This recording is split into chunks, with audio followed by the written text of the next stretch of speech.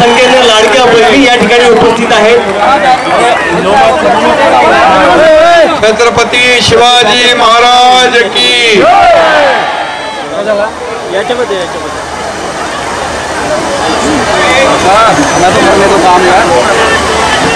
जय भवानी।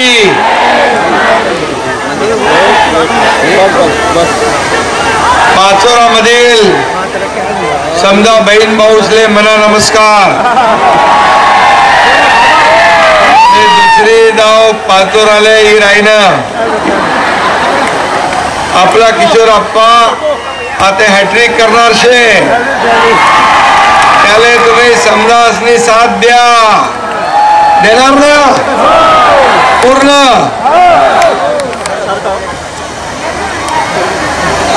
अप्पा आजच्या या पाचोरा सभेला उपस्थित पालकमंत्री गुलाबराव पाटील, खासदार स्मिताताई वाघ, रावसाहेब पाटील, मधु काटे, अमोल नाना पाटील, प्रेमसिंग गोलक, DM पाटील, विकास तात्या पाटील, राजेंद्र माधू पाटील, गणेश पाटील, भैयासाहेब पाटील, प्रदीप देसले, सर्व व्यासपीठावरील सन्माननीय मान्यवर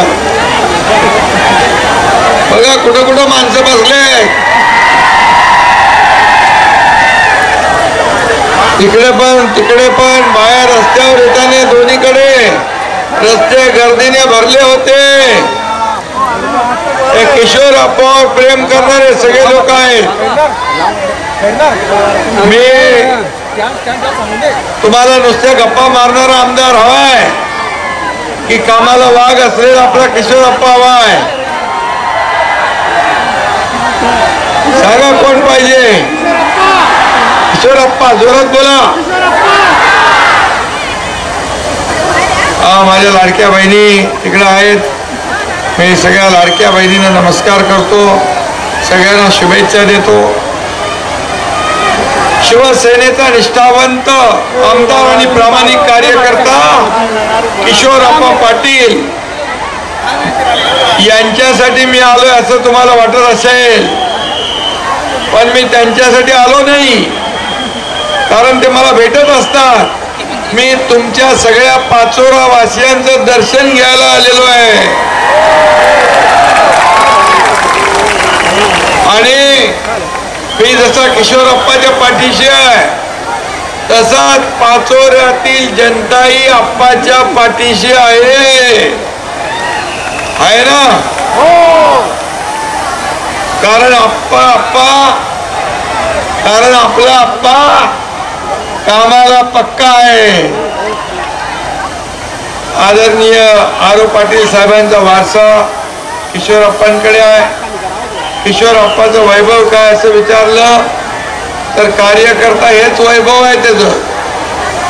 हिंदुहृदय सम्राट शिवसेना प्रमुख बाळासाहेब ठाकरे नेहमी म्हणायचे, कार्यकर्ता आणि नेता घरात नाही तर लोकांच्या दारात शोभून दिसतो, तसा किशोर अप्पा हा नेहमी लोकांच्या दारात शोभून दिसतो, काम करतो आणि घरात जरी असला तरी त्याच्या दारात चप्पल बुटांचा ढीग असतो, म्हणजे येणाऱ्या लोकांचा राबता त्याच्याकडे असतो। असा हा बेधडक आणि दिलदार व्यक्तिमत्व असणारा किशोर अप्पा मतदारसंघासाठी सातत्याने पाठपुरावा करतो। आधीच्या सरकारच्या काळात तिजोरीला कुलूप बंद होतं, मतदारसंघ विकास निधी मिळत नव्हता। किशोर अप्पा आता किती पैसे मिळाले? 2.5 वर्षात किती मिळाले? अगोदरच्या 2.5 वर्षात 0।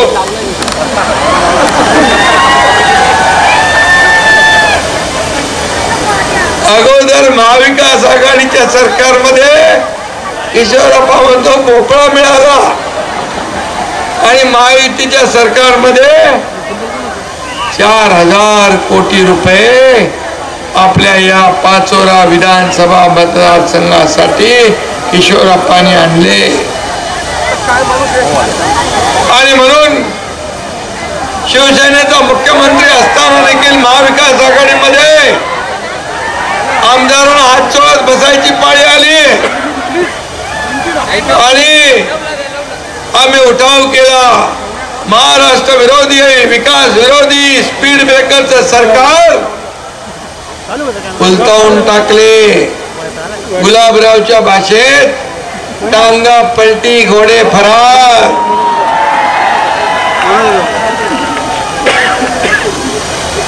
केलं नसतं तर काय झालं असतं, 4000 कोटी मिळाले असतं. आणि म्हणून मला आठवतं शासन आपल्या दारी यावेळेस मी इथं आलो होतो आणि लोकांना योजना मिळावी हा त्याच्यातला एक मनात भाव होता, भूमिका होती किशोरप्पाची. नेतृत्व असावं, आमदार असावा तर किशोरप्पा सारखा असावा, किशोरप्पा सारखा असावा, लोकांच्या सातत्याने मदतीला धावून जाणारा असावा, घरात बसणारा नसावा. नाहीतर मी पण घरात बसतो, तुम्ही पण घरात बसा.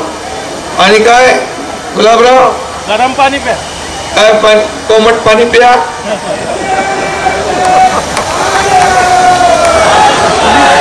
आणि तुम्ही घरात बसा, मी घरात बसतो. अरे कोविड करून पोटाची खळगी कशी भरणार. आणि म्हणून तेव्हा देखील किशोरप्पा लोकांमध्ये फिरला, कोविडग्रस्त लोकांना मदत केली, जीव धोक्यात घालून सगळ्यांना मदत करणारा किशोरप्पा काय, गुलाबराव काय, आमचे सगळे लोकप्रतिनिधी काय. आणि हा तुमचा एकनाथ शिंदे पण पीपी किट घालून हॉस्पिटलमध्ये लोकांची मदत करत होता. आणि त्यावेळेस मुख्यमंत्री काय करत होते ते मला माहित नाही, तुम्हाला माहित आहे, टीव्हीवर बघत होते तुम्ही. आणि म्हणून या ठिकाणी लाडकी बहीण माझी आहेत, मोठ्या प्रमाणात लाडक्या बहिणी आलेल्या आहेत. आता जिकडं जातो तिकडं लाडक्या बहिणींची संख्या माझ्या जास्ती असते, लाडक्या भावांची असते. लाडकी बहीण योजना केली, विरोधकांनी त्याला विरोध केला, म्हणाले खोटी आहे, फसवी आहे, ही बंद नाही, पैसे मिळणार नाही. जसे आम्ही 2 खात्यामध्ये 2 हप्ते भरले, लगे विरोधक म्हणाले पैसे लवकर काढून घ्या नाही तर सरकार काढून घेईल. अरे एक तर तुम्ही सांगितलं मिळणार नाही. अरे सरकार देणार आहे, घेणार नाही. ही देना बँक आहे, लेना बँक नाही. हे हप्ते घेऊन जेलमध्ये जाणार सरकार नाही, तर हप्ते माझ्या लाडक्या बहिणींच्या खात्यात भरणार सरकार आहे. 5 हप्ते भरले आणि या नोव्हेंबरचा पण हप्ता आम्ही ऑक्टोबर मध्ये भरला, आचारसंहितेमध्ये बाधा येऊ नये म्हणून. कारण विरोधकांनी काळं मांजर घातला असता आडवा, म्हणून आम्ही नोव्हेंबरचा हप्ता ऑक्टोबर मध्ये दिला. आता तुम्हाला मी सांगतो, जसं 20 नोव्हेंबर होईल, मतदान होईल, तसं तुमच्या खात्यात डिसेंबरचा हप्ता येऊन जाईल. ही सरकारची जिम्मेदारी आहे. आम्ही बोलतो तसं करतो. आणि या लोकांनी सांगितलं आम्ही याची चौकशी लावू, अमकं लावू, तमकं लावू. अरे तुम्हाला काय लावायची ते लावा, तुमची वाट या निवडणुकीत माझ्या लाडक्या बहिणी लावल्याशिवाय राहणार नाही. या निवडणुकीत तुमचा कार्यक्रम झाल्याशिवाय राहणार नाही. माझे लाडके भाऊ पण इकडे आहेत, त्यांच्यासाठी पण आम्ही योजना आणली. मुख्यमंत्री युवा प्रशिक्षण योजना, 10,000 रुपये महिन्याला, 6,000, 8,000, 10,000 आणि आता पूर्ण 10,000 करून टाकले. शेतकरी आहेत, शेतकऱ्यांसाठी आम्ही योजना केली. आता हा वचननामा, हा महायुतीचा आमचा वचननामा केल्या 10 सूत्री. हा फक्त ट्रेलर आहे, पिक्चर अभी बाकी आहे. याच्यामध्ये पहिली योजना, लाडक्या बहिणींना 1,500 वरून 2,100 रुपये करण्याचा निर्णय आम्ही घेतला. माझ्या शेतकऱ्यांना कर्ज माफी करण्याचा निर्णय आम्ही घेतला. शेतकरी सन्मान योजना 12,000 होती, प्रधानमंत्री मोदीजींचे 6, आपले 6, ते 12च्या ऐवजी आता 15,000 रुपये मिळणार शेतकऱ्यांना. या राज्यात कोणी उपाशी झोपता कामा नये. भुकेलेला अन्न, वस्त्र, निवारा रोटी कपडा मकान देण्याचा निर्णय आम्ही घेतला. आणि जे ज्येष्ठ लोक आहेत, वृद्ध आहेत, त्यांना पेन्शन 1500 होती ते 2100 रुपये करण्याचा आम्ही निर्णय घेतला. 25 लाख रोजगार निर्मिती करण्याचा निर्णय घेतलाय. आणि 10 लाख बेरोजगारांना 10,000 महिन्याला देण्याचा विद्यावेतन अप्रेंटिसशिप देण्याचा निर्णय घेतलाय. 45,000 गावात पांदन रस्ते बांधण्याचा निर्णय आपण घेतलाय. अंगणवाडी आणि आशा सेविकांना महिन्याला 15,000 रुपये देण्याचा निर्णय घेतलाय. आणि त्यांना आपण सुरक्षा कवच देण्याचा निर्णय घेतला. आता वीज बिल जे आहे, शेतकरी जे पंपाने शेती करतात त्यांचं 7.5 हॉर्स पॉवर पंपाच्या बिलाचं, शेतीचं बिलाचं ते वीज बिल पूर्ण माफ करून टाकलंय. आता 0 बिल येईल. गुलाबराव चालू झालं का 0 बिल? आणि आता जे आपण घरात वापरतो, लाईट, पंखे, फ्रीज, टीव्ही, जेवढं बिल येतं त्याच्यामध्ये 30% सवलत देण्याचा निर्णय आपण घेतला.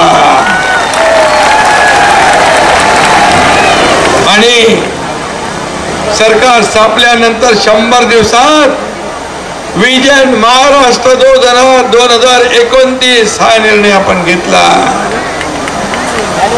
हे जर सरकार पलटवलं नसतं तर हे झालं असतं का? हे आपण केलं असतं का? माझ्या लाडक्या बहिणींना मी विचारतोय, या लोकांनी तुमच्या योजनेत खोडा घातलाय, त्यांना तुम्ही जोडा दाखवणार की नाही? त्यांना तुम्ही जा विचारणार की नाही? आणि म्हणून त्याने सांगितलं, शेतकऱ्यांच्या योजना, कर्जमाफीच्या योजना, माझ्या लाडक्या बहिणींच्या योजना, लाडक्या भावांच्या योजना, या योजनांची आम्ही इन्क्वायरी लावू, चौकशी करू. आणि जे दोषी आहेत ते आपलंच आहे, दोषी आहेत त्यांना जेलमध्ये टाकू. पण त्यांचं सरकार तुम्ही येऊ देणार? सरकार येऊ देणार? तुमच्या योजना बंद पाडणाऱ्यांचं सरकार येऊ देणार?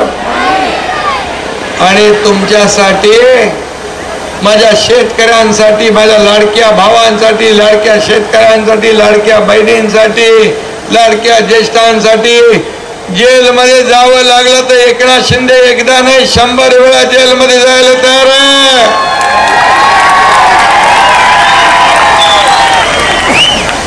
पण तुमच्यात हिम्मत कुठे आहे? मनगटात ताकद लागते, त्याला धाडस लागतं, हिम्मत लागते.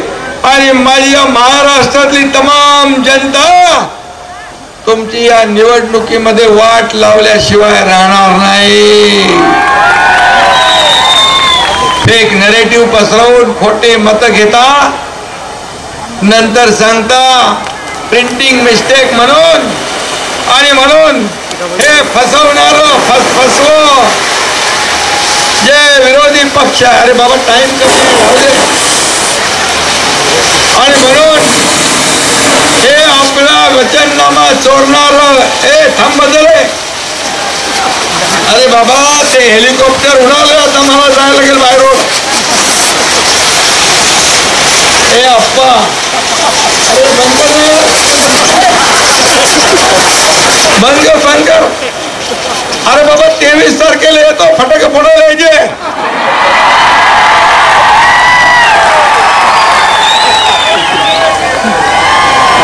आणि म्हणून आपला वचननामा चोरला त्यांनी. आता महालक्ष्मी नावाची योजना काढली. अरे माझ्या या लाडक्या बहिणींना, लक्ष्मींना तुम्ही नाराज केलंय. ही आता कडक लक्ष्मी बनवून तुमची पुरती वाट लावतीलच बघा. आणि ह्याचा कॉपी केलेली आहे. कॉपी करून कोण पास होतो का? ओरिजिनल ते ओरिजिनल, डुप्लिकेट ते डुप्लिकेट. आणि म्हणून या ओरिजिनल माणसाला तुम्हाला मतदान करायचं आहे. करणार ना? आप्पा हा माझा मानसपुत्र आहे. आप्पाला विकासाला खूप निधी दिला. जेव्हा जेव्हा 4000 कोटी कधी घेऊन आला मला माहित पण नाही, कळलं पण नाही. काय गुलाबराव, पुढच्या टप्प्यात हा मतदारसंघ मी दत्तक घेणार आहे, दत्तक. त्यामुळे चिंता करायचं काम नाही. या मतदारसंघातून वाहणाऱ्या गिरीश भाऊ, अरे गिरीश भाऊ तर तुमचं स्वागत आहे. आपण दोघं मिळून घेऊ. या मतदारसंघातून वाहणाऱ्या गिरणा नदीवर बंधाऱ्याचा प्रश्न प्रलंबित आहे. त्यासाठी निधी उपलब्ध करून बंधारे आपण पूर्ण करू, हा देखील शब्द या ठिकाणी देतो. MIDC मंजूर केलेली आहे. आता तिथं मोठे उद्योग येतील, रोजगार वाढेल, माझ्या या पाचोऱ्यातल्या तरुणांच्या हाताला काम मिळेल आणि तुम्हाला मुंबई पुण्याला नोकरीसाठी दगदग करायची गरज लागणार नाही. आणि म्हणून मी आपल्या सगळ्यांना एकच विनंती करतो, 20 तारखेला उठायचं आणि काय करायचं, पहिलं मतदार केंद्रात जायचं, मतदान करायचं. आणि माझ्या भाऊजींना पण सांगतो, तुम्ही पण सकाळी उठून पहिलं मतदान करायचं. कारण मग करतो, मग थोडं जेवतो, मग थोडं झोपतो, आराम करतो, असं केलं तर याला लीडनी निवडून आणायचंय ना. रेकॉर्ड ब्रेक विजय पाहिजे ना. कितव्यांदा निवडून येतो तू? तिसऱ्या. आता हॅट्रिक करायची आहे ना. हॅट्रिक करायची म्हणजे तुम्हाला चेंडू बाउंड्रीच्या बाहेर घालवायला लागेल. आणि म्हणून तुम्हाला सगळ्यांना माझी विनंती आहे की 20 तारखेला तुम्ही भरभरून मतदान करा. आणि 23 तारखेला हा एकनाथ शिंदे इथं फटाके फोडायला, गुलाल उधळायला तुमच्यामध्ये येईल. धन्यवाद. जय हिंद, जय महाराष्ट्र. हॅलो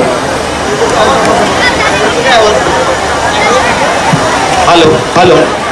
बोला भारत माता की, छत्रपती शिवाजी महाराज की. चला, म्हणजे साहेबांचं भाषण झालेलं आहे. मी फक्त आभार मानायला या ठिकाणी उभा आहे. आपण एवढ्या मोठ्या संख्येत या ठिकाणी उपस्थित झालात त्याबद्दल आपल्या सर्वांचे आभार. आपल्याला आपणची हॅट्रिक करायची आहे. तिसऱ्यांदा आपण आपल्याला विधानसभेमध्ये पाठवायचं आहे. आपण टीव्हीवर बघतात, सर्व चॅनल बघतात.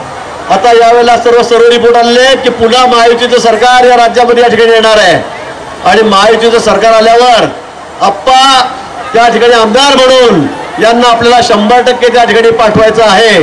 महायुतीचे आपले उमेदवार हे फक्त आप्पाच या ठिकाणी आहेत. इथे कोणी दुसरं तिसरं उमेदवार नाही. आणि म्हणून आपल्या सर्वांना विनंती की आपण आप्पांना मोठ्या बहुसंख्येने निवडून द्यावं. धन्यवाद. जय हिंद, जय महाराष्ट्र.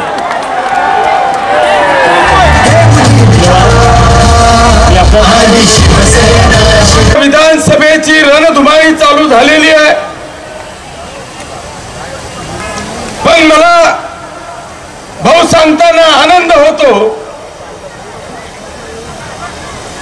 की मी या आधी एक नायक नावाचा पिक्चर पाहिला होता. त्या नायक नावाच्या पिक्चर मध्ये मी अनिल कपूरचं काम पाहिलं. ते 1 दिवसाचा मुख्यमंत्री होता. आणि तेव्हा असं वाटायचं की हा 1 दिवसाचा मुख्यमंत्री एका दिवसात असं काही करू शकतो का. पण जेव्हा या राज्याचे मुख्यमंत्री आदरणीय एकनाथजी शिंदे साहेबांचा 2.5 वर्षाचा कार्यकाळ पाहिला त्यावेळेस मी नायकाला विसरलो. आणि या महाराष्ट्रामध्ये खऱ्या अर्थाने महानायकाच्या रूपाने एकनाथजी शिंदे साहेब मला पाहायला मिळाले. याचं ज्वलंत उदाहरण या महाराष्ट्रामध्ये या 2.5 वर्षात घेतलेले निर्णय.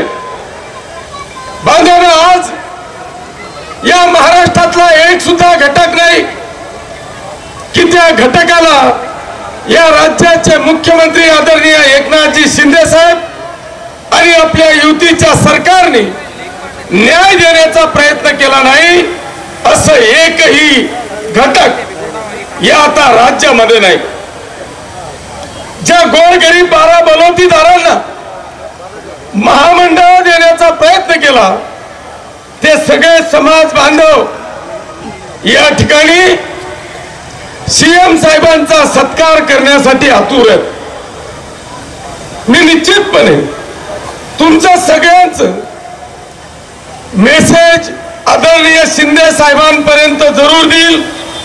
प्रयत्नही करेल की तुमची भेट होईल का, परंतु वेळेचा अभाव आहे, त्याच्यामुळे काय होईल मला सांगता येत नाही.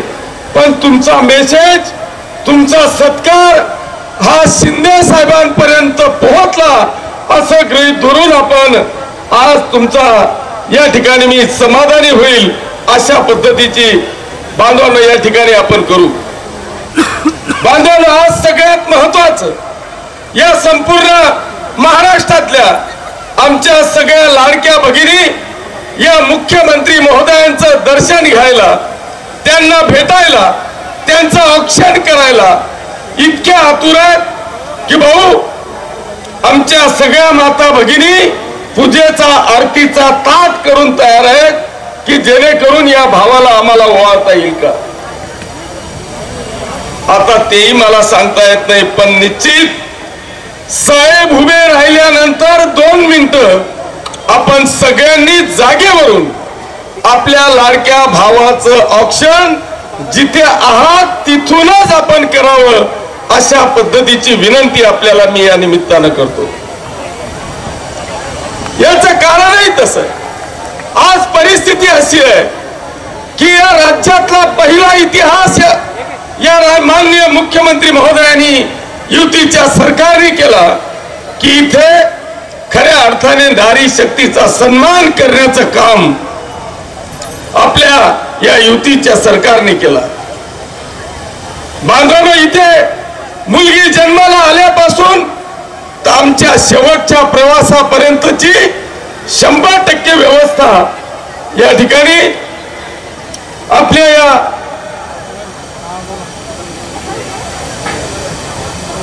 युतीच्या सरकारने या ठिकाणी केला. मला इतकी कामं केली की मी देखील स्वप्नात पाहिलं नव्हतं की मी इतके 3000 कोटी रुपयाची कामं आणू शकेल. पण माझ्या विरोधक मित्रांना माझ्या 3000 कोटी रुपयाची कामं या ठिकाणी दिसत नाही. ज्यांना ज्यांना डोळे आहेत त्या सगळ्या बांधवांना मातांना माझा 100% विकास दिसतोय. पण ज्यांचे डोळेच नाहीत अशा विरोधक मित्रांना माझा विकास दिसत नाही. आणि म्हणून भाऊ मी ठरवलंय की आता 20 तारखेच्या नंतर मी एक मोफत मोतीबिंदूचं शिबिर ठेवणार आहे. आणि त्या मोतीबिंदूच्या शिबिरात या सगळ्या विरोधक मित्रांचं ऑपरेशन करून त्यांना मी चष्मा देणार आहे, तोही मोफत. आणि मग त्यांना सांगेल की बघ, स्वातंत्र्याच्या नंतर या गिरणा नदीवर 7 पुलं बांधण्याचा प्रयत्न या आमदारांनी केलाय. आता तुझं ऑपरेशन केलं हे बघून घे. त्यानंतर मी यांना दाखवणार आहे की या मतदारसंघामध्ये जवळपास छोटे मोठे 300 बंधारे जलयुक्त शिवार आणि जलसंधारणाच्या माध्यमातून बांधून ज्या विहिरीला फुटभर पाणी राहत नव्हतं त्या विहिरीच्या जीवावर माझा शेतकरी बांधव आता प्रचंड बागायत करायला लागलेला आहे. ते विरोधकांना दाखवणार आहे की हे बघून घे माझ्या शेतकऱ्यांची झालेली प्रगती. त्यानंतर मागच्या 10 वर्षाच्या आधी या मतदारसंघामध्ये बोटावर मोजण्या इतके सबस्टेशन होते. आता 15 सबस्टेशन मी मंजूर केले. माझ्या विरोधक बांधवांना दाखवणार आहे हे सबस्टेशन तू आता पाहून घे. या पाचोरा आणि भडगाव मतदारसंघामध्ये आजपर्यंत माझ्या बेरोजगार तरुणांकडे कोणाचं लक्ष नव्हतं. या माझ्या युतीच्या सरकारमुळे, माझ्या माननीय मुख्यमंत्री महोदयांमुळे या बेरोजगार तरुणांचा प्रश्न सोडवण्यासाठी 250 हेक्टरवर मी MIDC मंजूर केली. येणाऱ्या वर्षभरात माझा एकही तरुण बेरोजगार म्हणून बाहेर गावाला जाण्याची वेळ येणार नाही. ती MIDC मी माझ्या विरोधक बांधवांना दाखवणार आहे. याच मतदारसंघामध्ये 100 करोड रुपयाची सूतगिरणी मंजूर केली. तिथे 2000 बेरोजगार तरुणांना हाताला काम मिळणार आहे. ती सूतगिरणी वर्षभरानंतर माझ्या बेरोजगार तरुणांचं जेव्हा पोट भरायला सुरुवात होईल त्यावेळेस या विरोधकांना दाखवणार आहे की तू ही सूतगिरणी पाहून घे. बाजूला अनेक कामं केली. अरे आमच्या भडगावची तर अशी परिस्थिती होती की भडगाव पहिल्यांदा पाचोऱ्या जवळचं भडगाव सांगावं लागायचं, पारोळा जवळचं भडगाव सांगावं लागायचं. पण महाराष्ट्रातला हा पहिला जिल्हा आहे की त्या जिल्ह्यामध्ये एका 3 RTO कार्यालय असलेला हा महाराष्ट्रातला पहिला जिल्हा आहे. आता भडगाव MA54 म्हणून या देशाच्या नकाशावर आलेला आहे. आमची ओळख आता देशाच्या पाठीवर झालेली आहे. त्याच्यामुळे माझ्या विरोधक बांधवांना माझ्यावर बोलायला काहीच सापडत नाही. मग ते दररोज मी जिथेही सभेत असेल, मी कुठेही असेल तर माझ्या आजूबाजूला भाऊ त्यांचे 2-4 मोबाईल वाले चोट्टे माझा कुठून तरी फोटो, कुठून तरी आवाज याचा पकडता येईल का. अरे नालायकांनो, निदान राजकारण तरी कुठे करायचं. काल मणिपूर मध्ये आमचा एक भाऊ निमोऱ्याचा माझा शहीद जवान, अरे त्याला 2 तास आधी ठेवायला मी निमोऱ्याला गेलो. भाऊ त्या व्हिडिओला ती शूटिंग काढली, वरती शिवसेना कमळ आणि घड्याळचं चित्र टाकलं आणि त्याच्यावर ट्रोल करण्याचा प्रयत्न करताय. अरे मैताच्या टोळीवरचं लोणी खाणारे तुम्ही, ही जनता तुम्हाला कधी माफ करणार नाही. ही जनता कधी माफ करणार नाही. एखाद्या शहीद जवानावर राजकारण करताय. अरे हिम्मत आहे तर सामने या. तुमच्या आयुष्यात तुम्ही जिंदगीमध्ये मुतारी सुद्धा दाखवा. एक मुतारी तुम्ही भांडलेली नाही आणि किशोर अप्पावर आरोप करताय. काय विकास केला हे सांगण्याचा प्रयत्न करताय. अनेकदा तुमचा हाच प्रयत्न आहे. जो उठला भाऊ 12 विरोधक आहेत, 12. जो भी येतो तो मलाच टकोरे देतोय. अर्थात मी समजू शकतो की आंब्याच्या झाडालाच कोणीही दगड मारीन. आता या सगळ्या येड्या बाबडे, आता या येडा बाबू इसले कोण दगड मारी. पण ते प्रयत्न करताय. हा आज माझ्यावर बोलील, उद्या माझ्यावर बोलीन. अरे यांना मला सांगायचंय, माझ्यावर टक्केवारीचा आरोप करताय ना,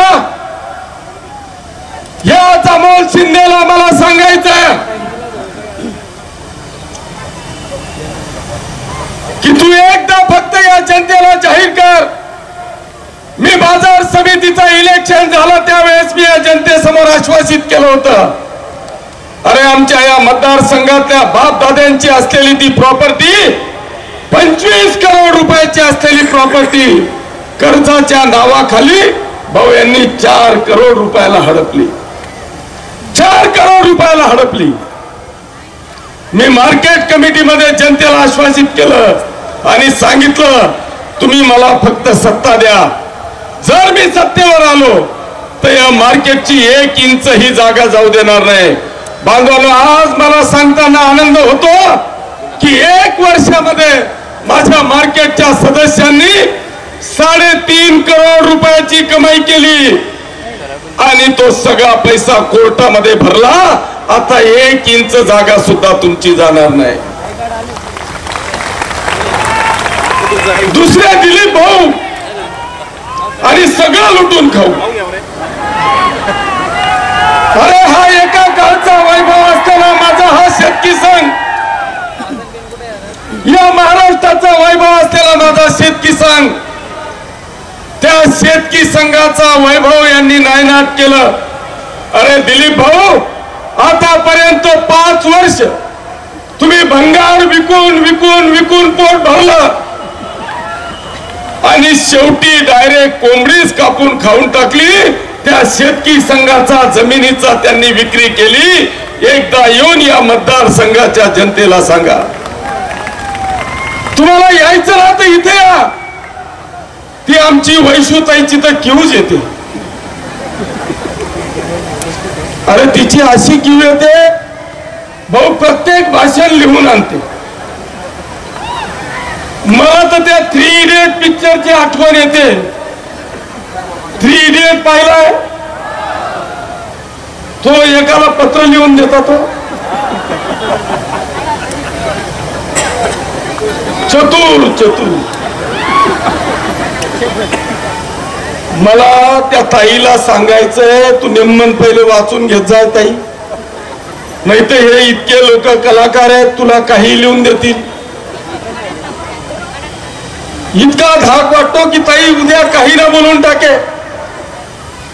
ए ताईंनो, तुमचा लाडका भाऊ येतोय, पहिले बसा खाली, खाली बसा, 2 मिनिटात येतोय. बांधवांनो, आज मला या ताईच्या बाबतीत तुम्हाला सांगायचंय, आज तिला कोणीतरी त्या मैत्रियेच्या बाबतीत लिहून दिलं.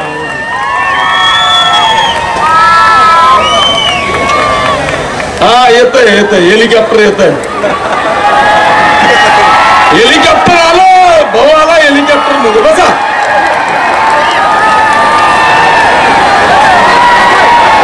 आलं, बसा आता खाली बसा, भाऊ आला.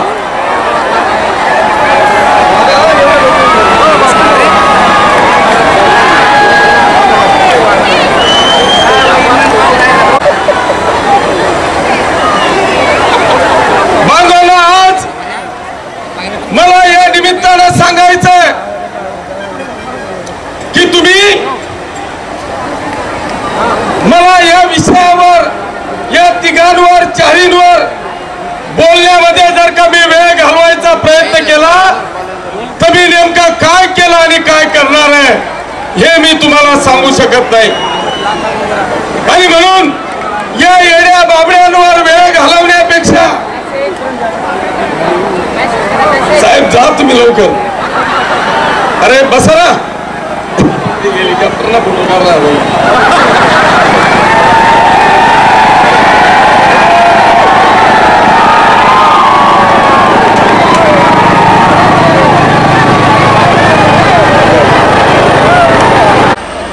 आणि म्हणून बांधवांनो, यांच्यावर मला वेळ घालवायचा नाहीये. माझी विनंती फक्त आपल्याला या निमित्तानं की मी आजपर्यंत या पाचोरा आणि भडगाव तालुक्याचा एक वेगळा इतिहास लिहिण्याचा प्रयत्न केला. या पाचोरा आणि भडगाव तालुक्याला विकासाच्या दृष्टिकोनातून एका उंचीवर नेण्याचा प्रयत्न केला. मला अजूनही काही करायचंय. बांधवांनो, आज मी आपल्या सगळ्यांच्या वतीने या पाचोरा आणि भडगाव तालुक्याच्या तमाम जनतेचं मी या माननीय मुख्यमंत्री आणि युतीच्या सरकारचे मनापासून आभार मानेल, त्यांना धन्यवाद देईल की त्यांनी या जळगाव जिल्ह्यासाठी अनेक वर्षापासूनची प्रलंबित असलेली नळपारच्या योजनेला 7,000 करोड रुपयाची मंजुरी देऊन त्याचं टेंडर कॉल झालं. खऱ्या अर्थाने उद्या माझी गिरणा ही धोधो वाहणार आहे, पण त्या गिरणेला अडवण्यासाठी जिथे बलून बांधण्याचं काम होतं त्या प्रत्येक बलूनच्या ठिकाणी मला बांधवांनो पक्के बंधारे बांधायचे आहेत. ती विनंती मी आपल्या सगळ्यांच्या वतीने मुख्यमंत्री महोदयांना करणार आहे. ज्या दिवशी हे पक्के बंधारे बांधले जातील त्या दिवशी खऱ्या अर्थाने हा माझा पाचोरा आणि भडगाव तालुका समृद्ध होणार आहे. आणि म्हणून मी आपल्याला आजच्या या कार्यक्रमाच्या निमित्तानं हात जोडून विनंती करतो की उद्या 20 तारखेला होणाऱ्या मतदानामध्ये माझी निशाणी ही धनुष्यबाण आहे आणि क्रमांक 1 आहे. आपण या कोणाच्याही विरोधकांच्या भूलथापांना बळी न पडता आपण सगळ्यांनी मला प्रचंड अशा मतांनी विजयी करून या हॅट्रिकच्या इतिहासाचे शिल्पकार व्हा एवढीच विनंती करतो. पुन्हा एकदा आपण सगळेजण मोठ्या संख्येने उपस्थित राहिलात त्याबद्दल सगळे